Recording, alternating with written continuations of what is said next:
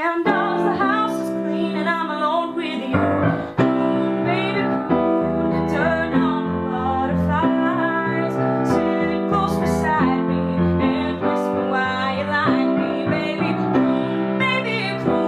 turn on the butterflies, sit close beside me and whisper why you like me. Time slips away, your fingers stay on my lips, your fingertips drive me mad.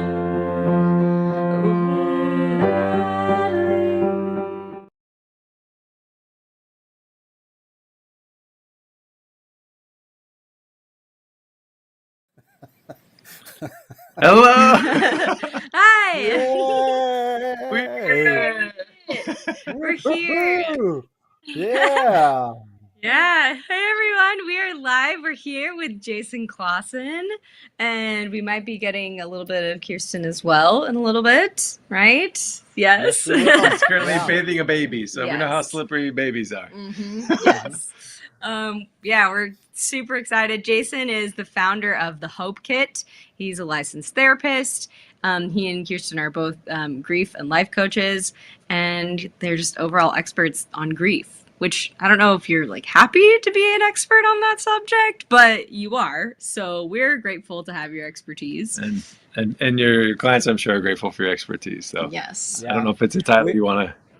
We always say you're in the club, not by choice. So, Yeah. Well, Well, thank you for thanks for joining us joining today. us. We're so grateful. absolutely. First things first, for everyone listening and watching, just so we like to throw out a fun little thing you can be thinking about during the live stream. And for today, we're thinking about like what movies or TV feel like cinema therapy and why. So just be thinking if there's movies or TV that really resonated with you, that helped you feel seen, that represented something that you've gone through, put them in the comments. And maybe if you feel comfortable, tell us why. We would love to know. Do you and Kirsten have a favorite show you watch when you want to feel a pick-me-up? I don't know if we do it together, but What's yours? What's yours? Yeah. it's interesting because we like different kinds of shows. She likes things that build upon each other and have a script and go on for a period of time. I'm more like, give me the show, give me the hour, and it's done at the end, and then I'm able to move on. So for us to get together and watch a show, it's tricky because we have such different tastes when it comes to shows. So Totally. That totally makes sense. Well, yeah, then you don't have, at least then you don't have to deal with like Netflix cheating. Jeff and I are always like, you watched that without me? Yeah, totally. Yeah. So we're just, if you're joining us now, if you're like, okay, if you're coming from Jason's audience, like I'm Aurora, this is Jeff, and we're crowdfunding for our first feature film. It's called Too Soon. It's a romantic comedy set on the stage of grief. It's the story of a young widow and widower who, Hello, Kirsten. Thank you for joining us. Sorry, You're the best. baby. Yeah, sorry to pull you from bath time. Yeah, no, it was that was our bad. That was a scheduling snafu on our end, and you are amazing. We're so glad you're here. We're just talking a little bit about who we are and why we're here. But yeah, so we're crowdfunding for our first feature film. It's a rom-com about a widow and widower who end up becoming friends and then falling in love. And so obviously you two can speak to that experience. And yeah, you can invest in the film. That's what we're really excited about is you can go to wefunder.com too soon. And anybody, not just if you have lots of money, if you just have $100, you can invest and become a part owner in the movie. So you can go check that out while you're watching and come back or check it out after. So far we've had over 60 investors. Over 60 investors. 63, I think. And that's in our, we're super excited. We're it's really in our excited. like testing the water phase. So the campaign isn't officially. No, we just left testing water. We did. So we just. as of last night, we're now officially like everything's filed with the SEC, and people can actually start giving their investments through WeFunder. So Yeah, we're excited about that. Yeah. Awesome. And we're very excited to be with you too. We've talked a Yeah. little bit about ourselves. Would you like to introduce yourselves? Go ahead. Well, I am Kirsten Clawson, and I'm Jason's current wife. Yeah, I guess. I don't know. Jason and I got married about a year and a half ago after we both lost our spouses to cancer. I lost my first spouse to acute myeloid leukemia. He fought it for 9 months, and passed away in 2020. And yeah. And my wife, she was diagnosed with stage 4 colon cancer. 9 months later, after fighting it, she passed away. So kind of a similar experience where our spouses had cancer and passed away at 9 months. And she's been gone 4 years in June. So we just celebrated her Be Like Valerie Day. So we have, when our spouses has passed away or their birthdays, the way that we honor them and continue to grieve is we celebrate their birthdays and their anniversaries, and we don't shy away from them. We just, we kind of run to them because we're so excited to celebrate their lives and celebrate what they've meant to us in our lives. So that's been a cool tradition that we've accepted and we embrace, and we're able to talk about each other's spouse in a very, very healthy way. That's awesome. I love that. That's beautiful. We actually, we just spoke with a widow the other day who we asked her, like, well, what's the biggest thing that people don't do that they can do? And she's like, the nicest thing is when someone just asks me, like, what was your husband like? What did he like to do? How, like, instead of, because I think people feel like that if they bring them up, then they're going to make you sad, or that they shouldn't. But that seems to be a pretty common theme, is like you want to celebrate them. You want to remember them in these for the positive, beautiful things that they were. We want the world to remember that they lived. We want to hear their names. Beautiful, beautiful sound to hear their names. Even when we talk about them together, it's a beautiful thing to think about them and remember them, and just make sure that the world remembers that they lived. And it's like they continue to live on every time we talk about them or hear their name. So it's just a great, great way of that people don't do. They're so afraid to bring up the name and rock the boat. Don't fear it. Don't fear it. Embrace it. Yes. We want to talk about them so much. We love to talk about them. But this is coming from the clinical therapist. So let's say you say their name and it brings up emotions. Sit with them in their emotions, and that can bring you together rather than just bring it up and then disappearing. That's probably the worst thing that you can do. So bring up their names and sit in those emotions and create that connection that is so deep when you share emotions together. That's beautiful. This is a kind of off script, but like, why do you think people pull back or shy away when they do see that emotion come up? What is causing that? Because it seems like a pretty common reaction that people kind of pull back. Thank you for passing that on to me. I just think people are so uncomfortable with feeling and seeing someone's emotions, and it's very uncomfortable for them. They don't know what to do or say. So it catches them off guard. And when emotions come up, you don't have chance to prepare what to say or do. So people have to come up with in the moment of what to do and how to support them. Or how to fix it. Like they feel like they have to fix it in that moment. And as a culture and people, we don't know how to do that unless there's training, unless you've gone through it yourself. Yeah. Right. And truly, we don't need you to fix it. We don't want you to fix it. We just love for you to listen and ask questions. One of the most valuable experiences after my late husband passed away was I went to lunch with an old high school friend, and it had been not even a month since Cody had passed away. And the very first question she asked me was, tell me about your favorite vacation you took together. And that meant everything to me. It just to be able to talk about him in that moment and share those memories that I thought were gone, that no one was ever going to hear about again. It just is huge, huge. I think that's one thing that Kirsten does for me too. Ask me about Valerie's favorite things, and that way would continue to keep that memory and those emotions alive. So that's one thing that I really appreciate that she does for me.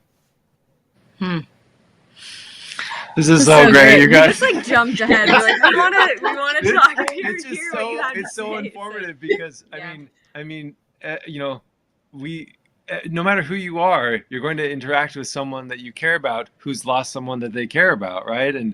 And we don't talk enough about how to show up for them until probably it's already the opportunity's passed, and it's what could I have done? I know that's how kind of the inspiration for this movie came up, is what could I have done, because I didn't show up the way I wanted to. So thank you for sharing that.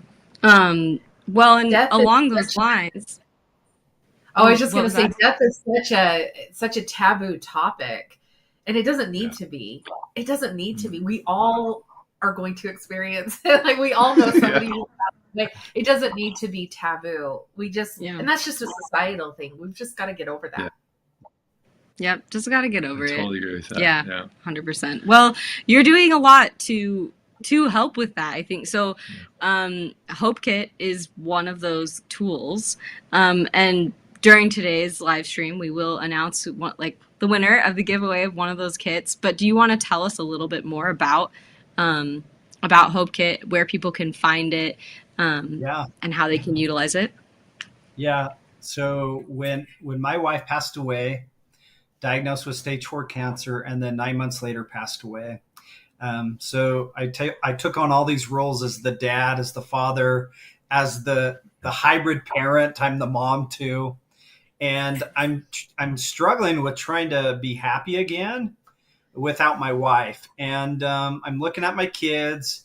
They're struggling. I'm like, what am I going to do? So inspiration came to me that says, you know what?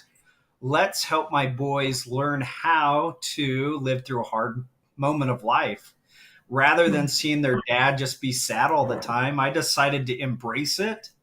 And what we were inspired to do is I took the summer off to reinvest in my kids' life, and we made a bucket list of things to do that summer. And on there was a lemonade stand. We wanted to create a lemonade stand, raise money. $100 was our goal, and make these Hope Kits and deliver to people in need. I figured, while we're going through this hard moment, let's give ourselves a mental timeout and let's go deliver it to people and have that experience with my boys. When the lemonade stand was done, we raised $1,500. That's awesome. I know. I do my own crowdfunding. Yeah, 1,500. Yeah, that's huge. But I was like, what are we gonna do? And our little boy goes, "Yeah, we're rich. Let's keep doing lemonade stands." And I just looked at him and said, "We're not rich. We're gonna help more people." So we created a lot more of these Hope Kits, and we begin to reach out to people on Facebook and say, has anybody lost a loved one? Is anybody struggling with cancer? Just stuff that we're going through. And we begin to, man, I'm getting emotional talking about this. We begin to go deliver to people and show up in their homes and say, we're here for you. And it was such an amazing, powerful experience the first time that we did it, when this mother, I just remember driving there and I didn't know what I was going to do. Our friend just said, let's go deliver one. And I'm in her car and with my boys driving to the house. And I'm like, what are we going to do? So we just showed up. We presented a Hope Kit and we sat in their emotions and we said, this sucks. And we just hugged them. And my boys were talking to the kids. And it was such a powerful experience that when I left, I said, I want to do this all the time. I want to give back and help more people. So from that experience of giving these Hope Kits over and over, it just inspired me and my business partner, who was my biggest support through all this, to sit down and say, Jason, I want to do this with you. I don't want to own my own business and grind it out. I want to quit my job and join you in doing this full time. And I was like, you want to quit your job and join me? I'm just trying to be happy. But he saw something that was different that he desired. And so for the last couple of years, we've been putting together, organizing, pivoting, and creating these hope kits that have more than just fun stuff in there. They're tools and resources to help people through the grieving process. And I get to continue to help people and give back and deliver those to people that are struggling. And it's such an honor. And then Kirsten, as she's come into this space and we've been married, we've combined our forces and our experience. That has been so valuable, and it kind of enhances our ability to help more people because of what we've been through, the gift of this grief space to be able to share and speak like emotion, heart to heart, to be able to help people walk through that process. And it's just like, I get so excited. I get emotional talking about it. And when you see people that you've helped kind of start turning a corner, it's like, yes, I see the light come back on, and it's so awesome. And it's possible. Like, I think we're a living example of you can be happy again after grief and in that hard space. And one of the hardest moments of your life, you can take that and turn it into something so beautiful and so great. Wow. I think we have a family photo of your combined families. Do we have that we can share? I sent them this was like 2 weeks ago. Oh, really? Oh, Yeah. really? Oh, yeah. Oh, that's so great. It's beautiful. Wow. What's your baby girl's name? She's adorable. Her name is Macy. And share that nugget about What? that's important piece too. Yeah, Macy is our little miracle baby because I had been told that I probably wouldn't have children, and I wasn't successful in having children with my late husband. And 3 months after we were married, I was like, I'm freaking pregnant. Wow. And Jason was like, no, you're not. No, you're not. And I was. And we had Macy in December, and she is just a gift. She is a gift from heaven, and is day to day she's healing the hearts of her brothers. They just love her so much, and it's just a really beautiful thing, and an unexpected thing, and something we didn't necessarily want. And because I had spent many years coming to terms with my lack of ability to have children. I was at peace with it. I said, okay, God, if that's your plan for me, then I won't have children. I won't experience motherhood in that, traditional fashion. And so when I found out I was pregnant, I had to kind of reverse all of these thoughts that I had had years and years. And it took several weeks. But she is a special gift. Weeks? A couple of months. 12, 13, 14 weeks. Wow. That's beautiful. She's definitely more than a hope kit. I shouldn't compare her to a hope kit, but she's kind of a daily little living hope kit. Yeah. Could you guys share And that's about why the I keep different? looking down this way. She's laying on the floor right here, so I keep checking on her.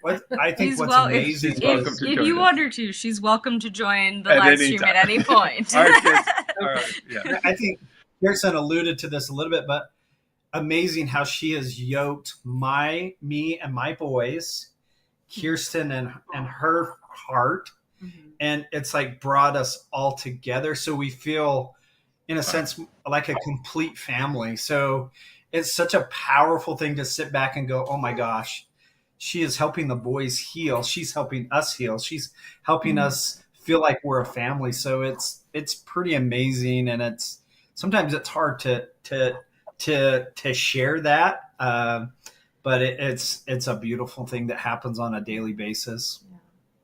That's beautiful. Thank you for sharing that. That's really special. I think oftentimes healing comes from unexpected places and in different ways than we would normally think. But that's awesome. Yeah. Could you share the different kinds of hope kits and like what's like kind of about a little more details about them so people can know what to expect and how they can send those to people?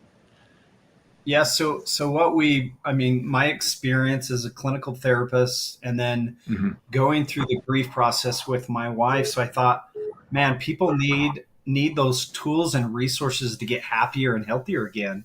So in the grief hope kit, it has comfort things to help you feel comfortable. Like it has a blanket, it has chocolate, it has tea to help you feel comfortable when you're going through that hard moment. But then it has a children's book, and then it has a journal to be able to process and talk about these emotions. And then probably my favorite thing in there is it has a deck of support cards that you give to your friends. And we're talking about like what to say and saying the wrong thing. This is like the cue cards that tell you what to text and what to say and questions to say. So you're literally saying the right things at the right time, and you build your support system together. And those support cards are in this box. We've created a box for people diagnosed with cancer, and that's a hard topic to know what to say and what to talk about. And we've written a children's book for those that go through that, so they can coach and they can talk to their kids appropriately instead of leaving them out of the loop. So a lot of these kits were just born out of my experience and what I learned and what I didn't want people to have happen again. And even that mental health box has a children's book that is focused on it's called, there's a children's book called Give Me My Apples Back. And it's literally talking about turning lemons into lemonade. And that's kind of my experience too, and how to find joy in what you're going through. So there's a few variations as far as journal prompts and the support cards, but together all of those are really designed to provide hope. Rather than just here's a basket of stuff and I hope you feel better. It really gives people the ability to be helpful and to find joy again. I think one of my examples is my business partner had a friend that had their baby was a stillbirth and passed away. And he's like, we got to get our hope kit. I'm like, okay. We haven't kind of delved into that, but we gave it to him, and the tools in there allowed him to walk him through that process and help him through that grieving process in quicker than someone that would just kind of go through it on their own. And it was amazing to talk to him, to see him, and he's like, these boxes really work. And I was like, yes. So that's good. Yeah. Awesome. And that's what they're there for. They're for, I think a lot of people just want to give food, and people want to give flowers most of the time. But the Hope Kit is something that lasts more than just a one-time event. It lasts for a long period of time. And if you use the cards and your support system, it's going to last forever. So that's what's really cool. That's awesome. Yeah. It's like long-term tools and resources. Yeah. Yeah, exactly. That's awesome. That's so great. This feels like I don't want to be like, and now inserting a WeFunder.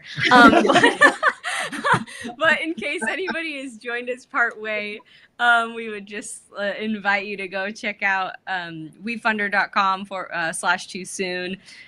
This is where you can find out all about this film that we're making, Too Soon that tells the story of a widow and widower meeting and grieving and falling in love again. And you can become an investor today for as little as $100. It would be awesome. It would be fun to see if we could get, like, I don't know, see if we can get 5 people by the end of the video. 5 more investors.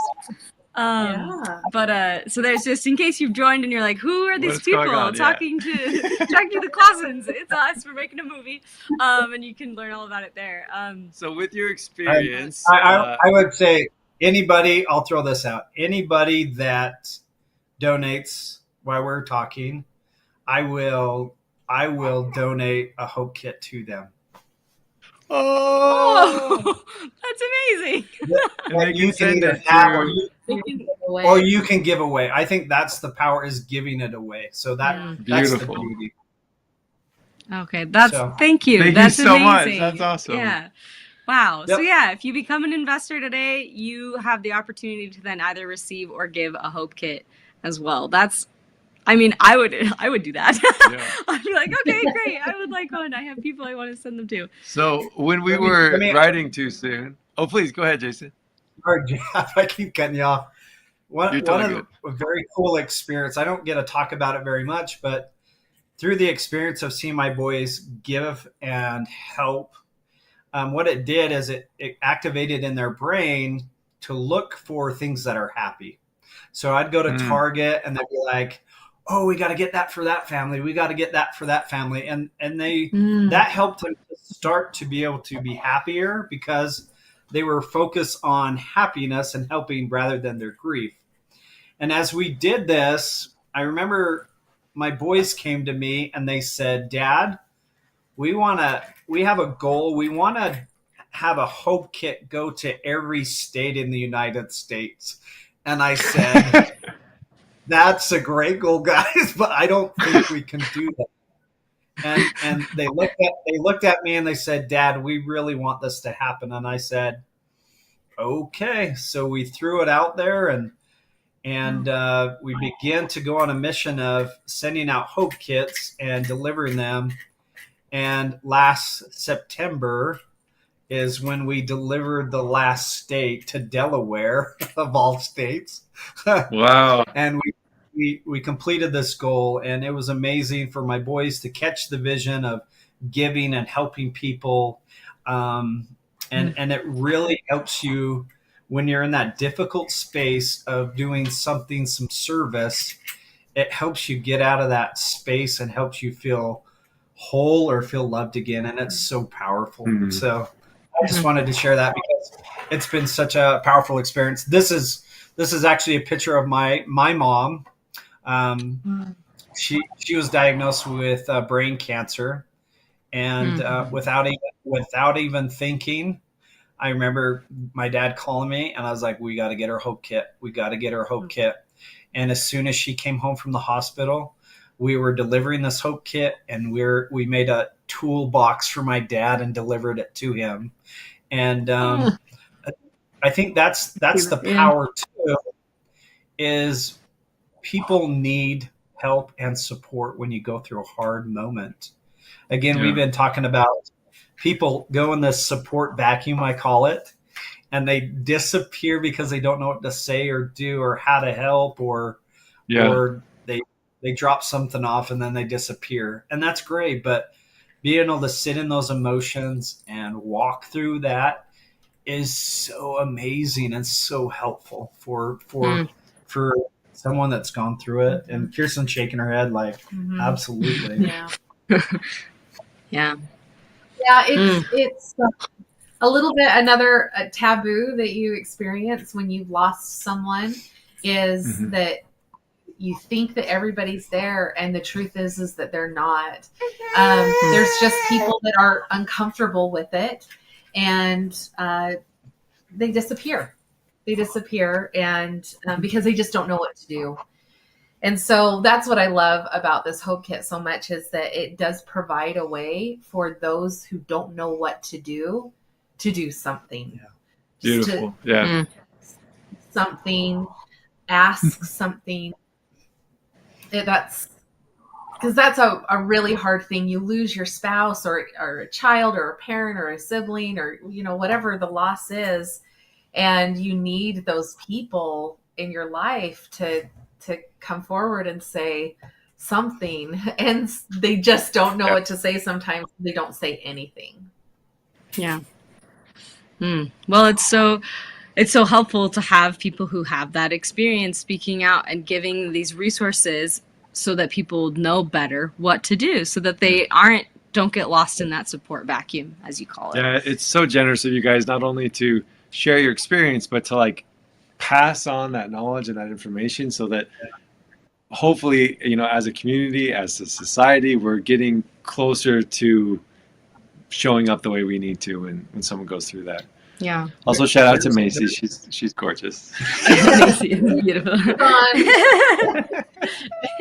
we have a neighbor. We have a neighbor that's a social worker by trade, and I remember her coming over to our house because we had a neighbor that her husband committed suicide or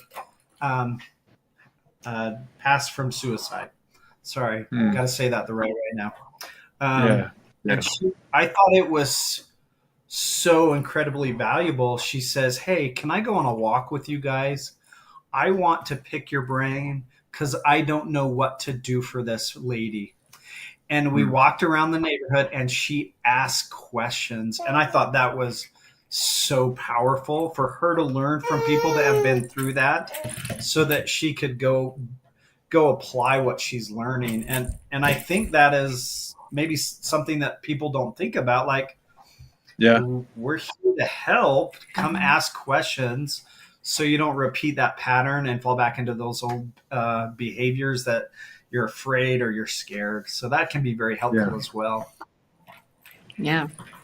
Do you find yourselves, because I imagine sometimes it's a little too much to take on. Do you have to find a way to balance like setting boundaries and does that make sense? What I'm trying to ask, like, how do you, because you've already been through so much, you're already dealing with a lot. Like, how do you manage when other people are coming to you for support as well? Like, is that hard to manage?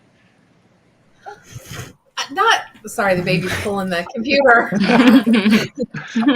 I thought Jason was asking you to answer the question. I thought he was like, well, there you go. Here's non-therapy. Do you want to answer? I can answer. It's actually a pleasure. It's a pleasure now to be able to do that because when Cody passed away, I know logically it didn't make any sense, but I felt like I was the only person in the world who just lost their spouse. I felt so incredibly alone and so incredibly isolated. And the thing that started to pull me out of that was meeting fellow widows and widowers. Just meeting and talking to people who understood what I was going through and validating those feelings. And so if I can be that to somebody, I will be that day and night.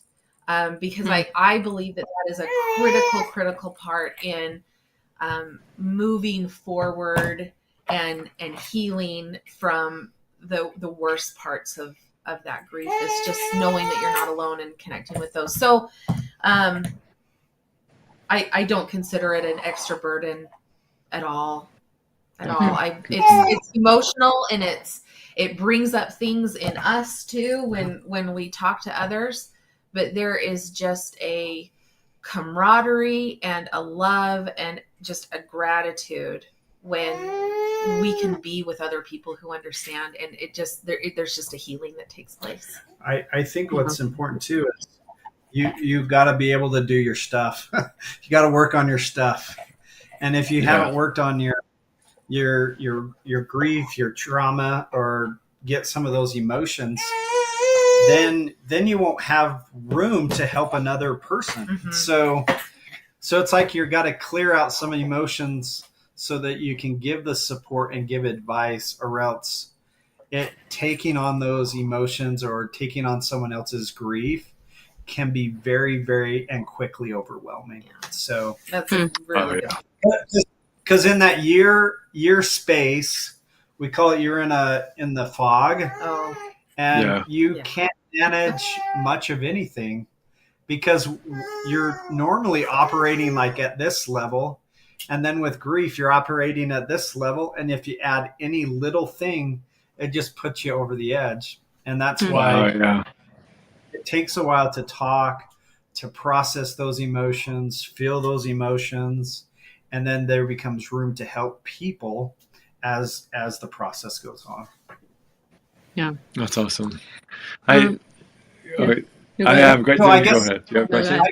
I guess something that's important is like if you know someone that's lost someone, be careful what you ask for because they can probably manage, and then people, they don't like to say no, and they don't know how to set boundaries. So be careful with that. It's like just knowing and have some insight about how much they can take on.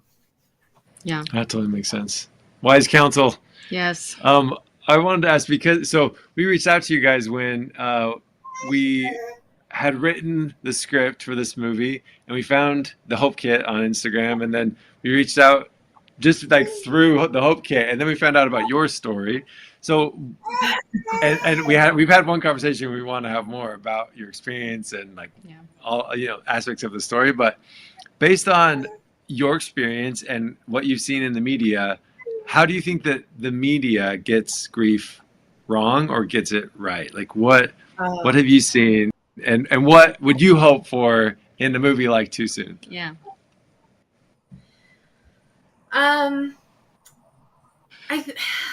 Boy, that is a really big question. The thing that first comes to my mind,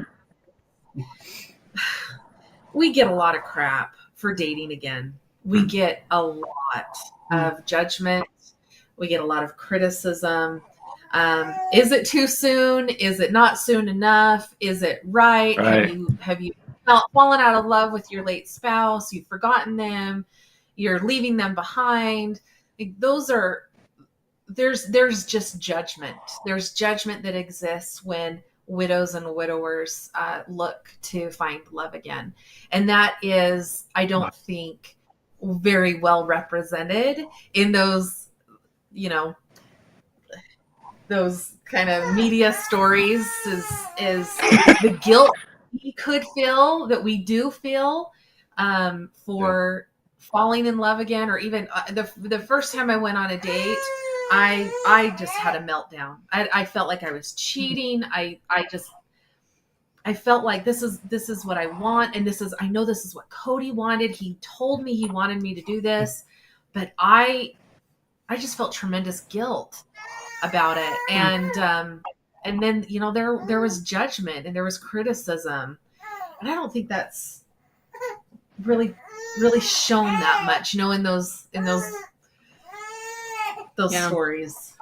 I think also going on the same lines as it's not portrayed very well that it takes time for people to heal and grieve. It's like you grieve and then you miss a couple days and you can come back and you can resume back to where you were, or you can still function at a high level. I don't see a lot of that being portrayed and people being really sympathetic that it's a process and it takes time to grieve. And it's not just like a weekend or you move to a new town. Oh, It's like, okay. Oh, my life. I'm good. I'll meet the local baker. This is my new life. The local baker. I'm laughing because I know that's true. I know that's like been done. Yeah, it's like, okay. Well, this is... all right, let's go back to your job. Let's go back to normalcy. So, that's another thing too, is just who you are after the loss. You are a shell of the person that you were. And, I think I was thinking about this just this morning. I have changed jobs since Cody passed away.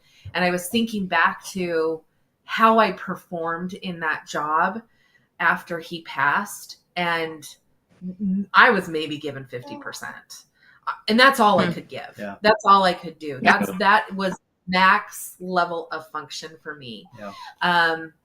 you know, I took my leave after he passed away, and it was just I never came back the same person. And I think that that's probably not represented very well, is how drastically a person changes after experiencing that. Oh. Well, these are so I'm like slightly encouraged hearing these things because we've tried to infuse all of those in the movie. So we'll see how so grateful portraying it. That's like on us, right, as filmmakers. Good work. But I think, well, we're trying, and you know, having conversations with you, with other people who are open and willing to sharing, like that's informed that, because I think a big goal of this film is to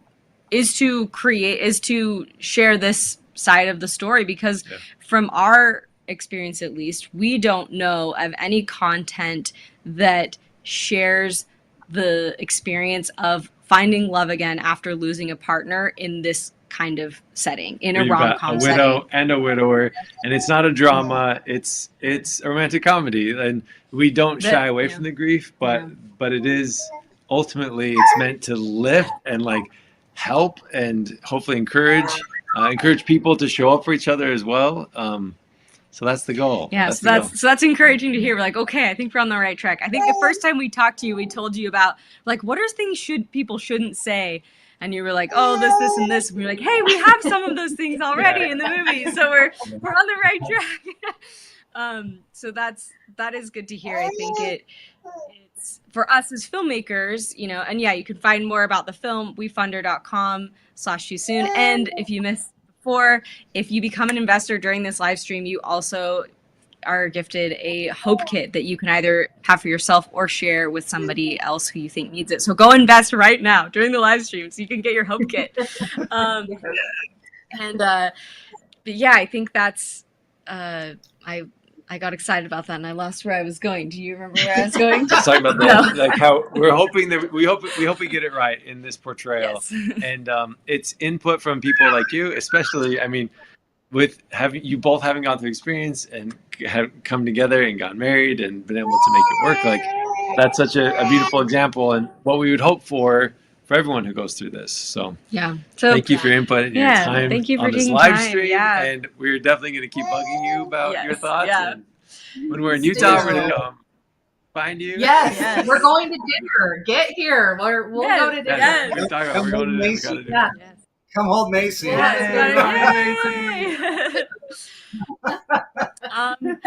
now we get to announce the winner of so we had our giveaway going for a Hope Kit as well. So if you don't win, if you're not the winner of the giveaway right now, you still have a chance to get a Hope Kit by investing in the film right now before the live stream ends. But the winner of our Instagram giveaway of a Hope Kit is, drumroll, Garrett Hazen. So Garrett, so Garrett can send us a message on Instagram at I just forgot our Instagram. At S&J Productions, isn't that our handle? Well, no, that's our website. Sorry. Send us a message. You'll find us. Yeah. And we will get you all set up to get that. St. Norma Jean is our handle. Yes, I know. Sorry. I spaced that. Yeah, St. Norma Jean. St. Norma Jean. Which, this is a random tidbit. So I used to have a blog right before I got married to Aurora. I had a blog that I started when I was studying in Paris. It was called Grandma Believes in Me, because I was studying acting in Paris. And it was like, I was supposed to be in law school. All these things were happening, but my grandmothers, both of them, still believed in me. And Aurora's grandma, who passed before she was born, her name was Norma Jean. And then she was named after her other grandmother, Aurora Georgia Florence. So we decided to name our production company after the patron saints of our lives, our grandmothers. So that's where St. Norma Jean comes from. That's our way of honoring them, remembering them. Right? Totally. So well, thank you for being on here, for sharing with us, for sharing with the community. And we're just really excited to get this movie made. Keep investing, everybody, because And sharing, keep any sharing, kind of sharing is investing. helpful. WeFunder.com/too soon. A lot of people will say to us like, "Oh, I invested $100. I know that's not much, but that's actually awesome, amazing." And we would love it if the whole film could be funded by just like a few thousand people investing $100. Because that shows like there's an audience for this movie that's committed and interested in seeing it happen. So that's amazing. And $100 is still a lot of money. So if that's not an option for you, even just sharing it and passing that along. But Kirsten and Jason, thank you so much. This is just the beginning of our conversation. Yep. What was that? We need to become investors ourselves. Yeah. You're already giving so much. But, thank you. Yes. This is just the beginning of our conversation, so we'll keep talking. Yes. We should all say goodbye. So thank you so much. Thank you so much. And any closing? Macy's so cute. Any closing thoughts, Jason, from you?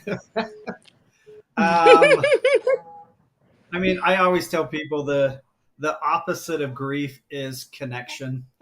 That is my such a powerful statement, because when you go through grief, you feel all alone and disconnected, and you feel like you don't fit in anywhere.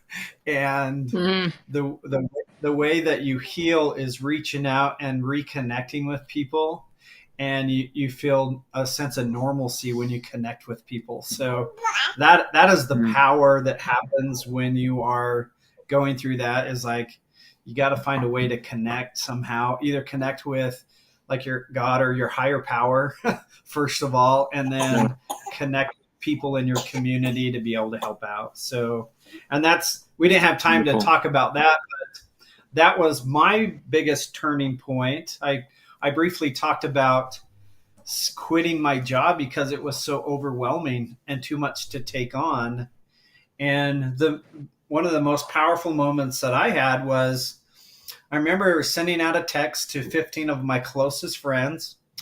And I said, I need some help. I need you guys to come to my house so I can tell you how I'm feeling. And later that night, 15 of those people that I text showed up in my living room and sat around and listened to me pour out my heart. And for me as a male to take off my mask and start sharing my emotions, that was huge. And then to have people listen to how it felt to be me was super empowering. And it gave me the ability to go, I can do this. And that's also where we created, and this is something for people that go through grief, this concept of creating a healing team was born. So I sat in that room and I designated a team captain that kind of guided my ship, and she was in charge of kind of guiding my team, the people that were in that room. Wow. And everybody in the room took a responsibility that they could help me with, so they could take things off my plate. And so whenever things got so overwhelming and stressful, what my job was is I had one code word, and it was help. And I send it to my team captain, and my team captain would just send it out to everybody else. And then everybody would just go into action, and people would come over to my house, and my parents would start doing my laundry without even being asked.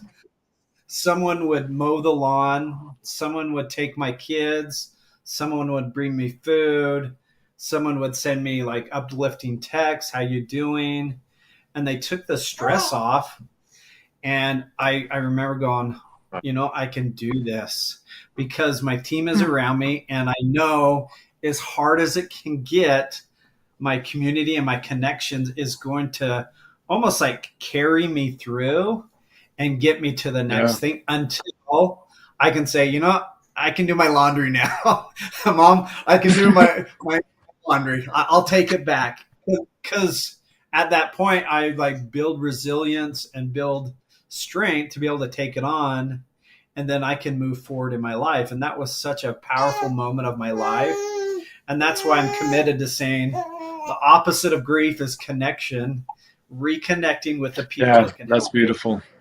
So That's absolutely beautiful. Yeah. And I love that you had Judas just baby. you basically staged a reverse intervention. You're like, listen, everybody, I need this help. And Yeah. that's huge of you to have reached out and done that. So Yeah. Jason, thank you so much. Macy, cutest baby, thank you for joining us. Well, thank you.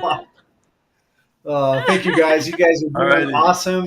Yeah. I appreciate you putting together this film so you can help and teach and help people heal as well. So you guys are doing a great work. Thank you. Thank you. Yeah, Thank you, go thank you. go Thanks for check helping it us out. through it. wefunder.com/too-soon. Jason, we'll talk to you later. Everyone who joined us, thank you so much. Have a Thank great rest of you. your day. Thank you. Bye. Let's do it. Right into Yeah, it. okay. Wait, Jeff. I'm so sorry. I'm so sorry. But our movie ends where those movies end. We can do it. We can do it. A lot of romantic movies end with one of the love interests dying, but our movie begins where those movies end. I'm Aurora Florence. And I'm Jeff Dickamore. We're award-winning filmmakers. Together we have about 20 years of filmmaking experience. We're excited to be crowdfunding for our first feature film, Too Soon. It's a story of a young widow and widower who meet the day of their spouse's funerals. It's a mostly romantic and mostly comedic feature film that deals with the themes of grief and mourning and how we show up for each other when we lose someone we love. Help us tell this meaningful story by backing this project today. For us, how a film is made is just as important as what film is being made. And we all know film sets are super chill. The film industry is notorious for difficult working conditions. And a lot of stress and people being treated poorly. And we want to join forces with the filmmakers who are changing that process. If you choose to back this project, not only are you going to be investing in entertainment that is telling a meaningful story that is relevant now, but you will be helping to improve the film industry. So back this project today. Thank you.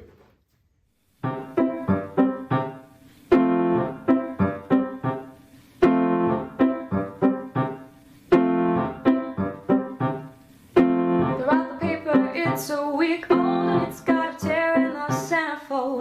Scrub out the dishes piled in the sink. Clean up the fridge cause it sure stinks. I got the laundry, you take the groceries. We're a tight team that eats for two.